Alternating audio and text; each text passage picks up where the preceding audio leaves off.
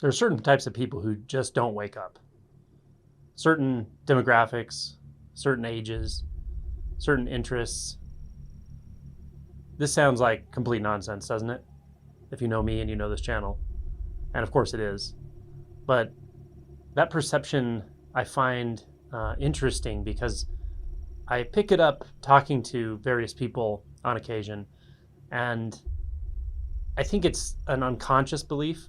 We can have this belief about ourselves, and we can have this belief about others. But it's something like only spiritual people wake up, or only Buddhists wake up, or only people who are really lucky wake up.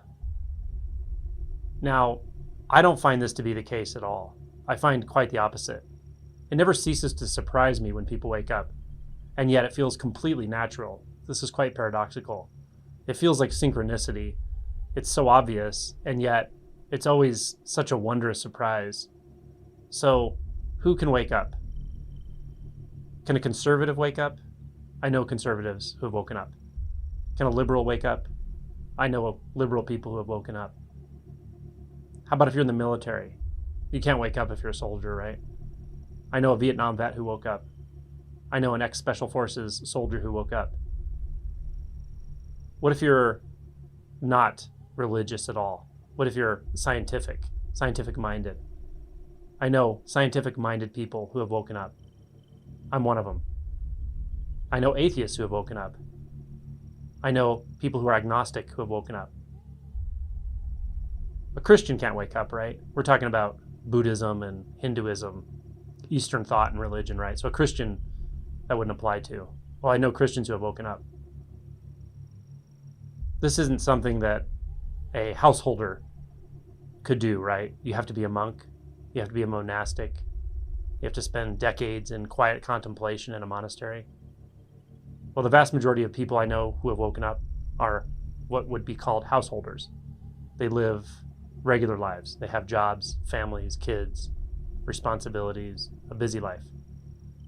Many, many, many people. I also know people who are monastics. I have people who live in monasteries who message me and ask questions. They're still in the awakening process. Now, what if you think awakening or spirituality in general is just complete nonsense? It's like a cult. Does that mean you can't wake up? The first time you hear about this, you think it's utter bullshit. Does that mean you can't wake up or it's less likely for you? Not at all. I know many people who initially massively resisted this message.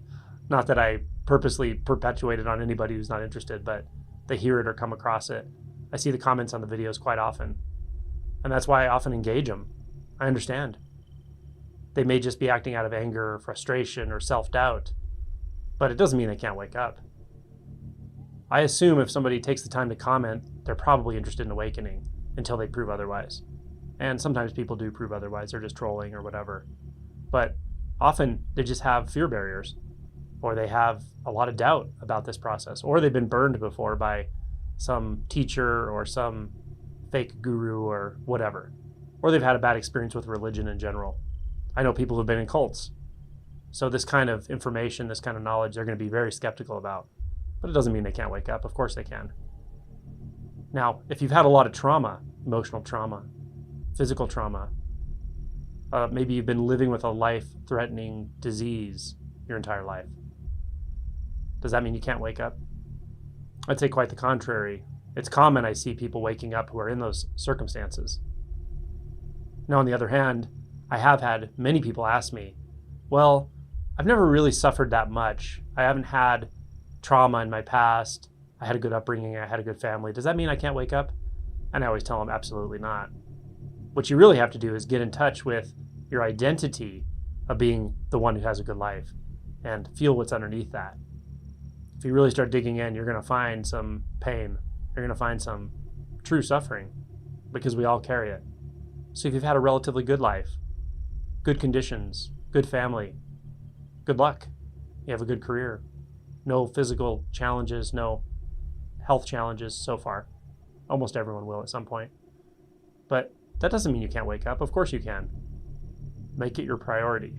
Start digging in. Be willing to be brutally honest with yourself about your fear of disease, decay, death, disability. It's there. Of course it's there. Come into contact with that. Dig into the shadow, and you'll start feeling that inclination to wake up to living truth. If you don't have a lot of money, if you're in poverty, does that mean you can't wake up? Of course not. You can wake up. If you're wealthy, you can wake up. It's a matter of priority. It doesn't matter how dark or light your skin is. You can wake up. It doesn't matter your age, you can wake up. I've seen people in their late 70s wake up. I've seen 18-year-olds wake up. I've seen men wake up. I've seen women wake up. I've seen artists wake up. I've seen teachers wake up. I've seen electricians wake up. Doctors wake up. Anyone can wake up. It's not about your demographic. It's not about what group you identify with or what group you're in. It doesn't matter what you believe about spirituality. It doesn't matter what religion you believe in or what system you think is the best system to help you wake up. None of that matters. What matters is the intention. The intention to attune to your deepest truth. The intention to disentangle identity from thoughts and beliefs. To cut off the mind road. The intention to dig in and not stop until there's been a fundamental shift in identity. That's what it takes. It takes a willingness to go beyond your comfort zone. It takes a willingness to continue on, continue inquiring, digging in, letting go, even when things get kind of weird, which they will. Things will shift in ways you cannot predict, you can't plan for. I know this through experience. I've seen it so many times. People who have heard me say it again and again, you're going to come up against a fear barrier, or you're going to start to experience things very paradoxically. And then when it happens, they say, wow, you've said it so many times, I really didn't understand what you meant until now. And even then, they're still curious, like, are you sure? You sure this is okay? Are you sure this is normal? When reality starts to kind of unravel. It's bizarre, strange, ominous, sublime. It's okay, but it goes beyond all categories of good and bad, what you expect, what you understand about awakening, religion, yourself, spirituality, all that stuff just comes to an end because that's the known. You have to enter the unknown.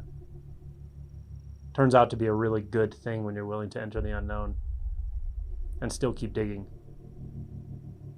Or just remain alert and quiet. Quiet in the mind. Once you get to that point, it's just a matter of a certain kind of alertness. Don't touch anything with thought. Stay the course. That willingness is what it takes to wake up. And everyone has the potential for it. But I can't decide for anyone whether they're going to take up that challenge or not. The challenge of all challenges. The challenge to go completely beyond your capacity. Completely beyond the dimension of what you perceived yourself to be. That's what this is all about. So if that sounds like great fun to you, then take up this challenge. You can definitely wake up. Won't be you that wakes up in the way you perceive yourself now, but that's okay. Turns out to be really good news.